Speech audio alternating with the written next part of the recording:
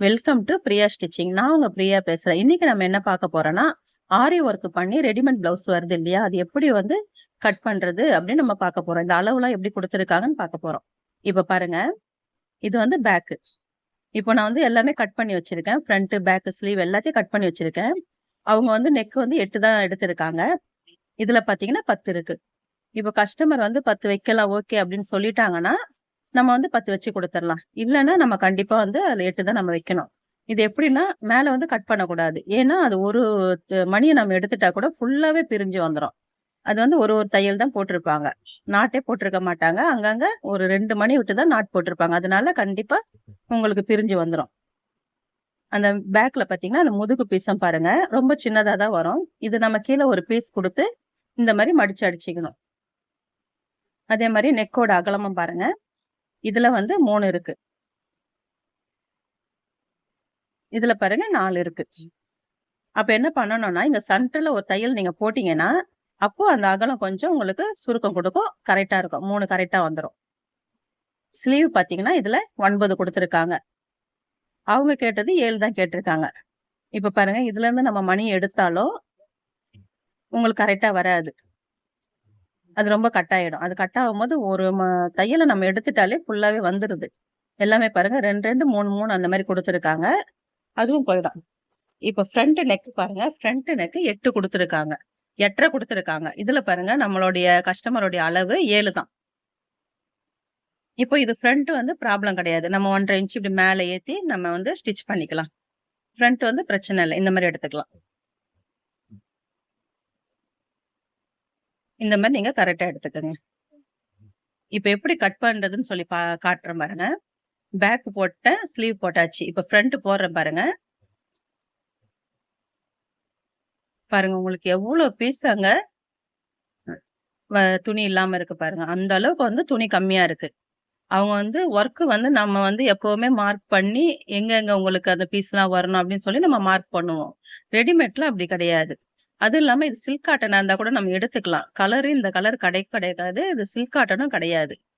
இது ரொம்ப வந்து கஷ்டம். இந்த மாதிரி எடுக்கிறது ரொம்ப கஷ்டம். இந்த மாதிரி எடுத்து கொடுத்துட்றாங்க. டைலருங்க தைக்கிறது ரொம்ப ரொம்ப கஷ்டம். இதை நம்ம பார்த்து பார்த்து தைக்க வேண்டியது வரும். இப்ப நான் இதை கட் பண்ணி உங்களுக்கு காட்டுறேன் பாருங்க. நம்ம ஃபர்ஸ்ட் பேக் எடுத்துடலாம். இது எப்படி கட் பண்ணணும் அப்படின்னு நான் சொல்றேன். கண்டிப்பா ஜாயிண்ட் போட்டுதான் ஆகணும். ஜாயிண்ட் போடாம இதை நம்ம பண்ணவே முடியாது. பேக் பீஸ் எடுத்தாச்சு. இப்போ ஸ்லீவ் எடுத்துக்கலாம்.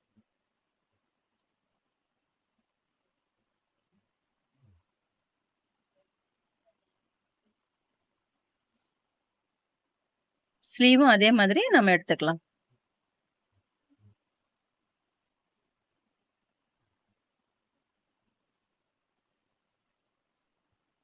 ஸ்லீவும் எடுத்தாச்சு. இப்ப பாருங்க, இந்த மாதிரி பீஸ் 2ஆ பிரிச்சு போட்டு ஃபர்ஸ்ட் லெஃப்ட் சைடுல இருக்க பீஸை நம்ம எடுத்துடலாம்.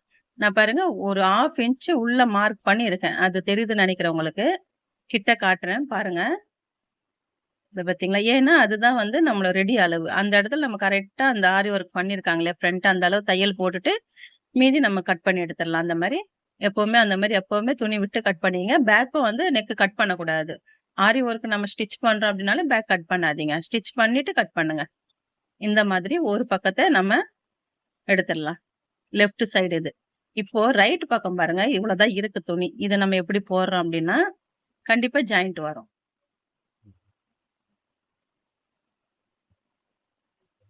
இந்த மாதிரி போட்டு எடுத்துக்கோங்க. அந்த இடத்துல பாத்தீங்கன்னா கீழே அந்த எல் ஷேப் மாதிரி இருக்கு இல்லையா, அங்க ஒரு ஜாயிண்ட் கொடுக்கணும். நீங்க அப்படி கொடுத்தாலும் சரி, ஸ்ட்ரைட்டா கட் பண்ணிட்டு கீழே அப்படி பாதி பாகத்தை கொடுத்தாலும் சரி, ஆனா ஜாயிண்ட் கொடுத்துதான் ஆகணும். ஜாயிண்ட் இல்லாம இதை ஸ்டிச் பண்ண முடியாது. முன்னாடியே இதெல்லாம் வந்து கஸ்டமர்ட்ட நீங்க சொல்லிடுங்க. இந்த மாதிரி வந்து துணி கம்மியா வரும், இந்த மாதிரி ஜாயிண்ட் வரும் அப்படின்னு சொல்லிட்டு, இந்த மாதிரி எப்பவுமே ஆரி ஒர்க் வந்து ரெடிமேட்ல எடுத்து கொடுத்தாங்கன்னா, இந்த மாதிரி ஜாயிண்ட் வரும், இப்படி எல்லாம் இருக்கும்னு சொல்லிடுங்க. இல்லைன்னா 1/2 மீட்டர் துணி எடுத்து கொடுக்க சொன்னாலும் அவங்களை எடுத்து கொடுக்க சொல்லுங்க. அவங்க எடுத்து கொடுத்தாலும் நம்மளுக்கு பிரச்சனை இல்லை. இந்த மாதிரி பாருங்க, அங்க ஒரு பீஸ் இந்த மாதிரி ஜாயிண்ட் போடணும். பாருங்க, இப்போ இது கரெக்டா இருக்கும் பாருங்க.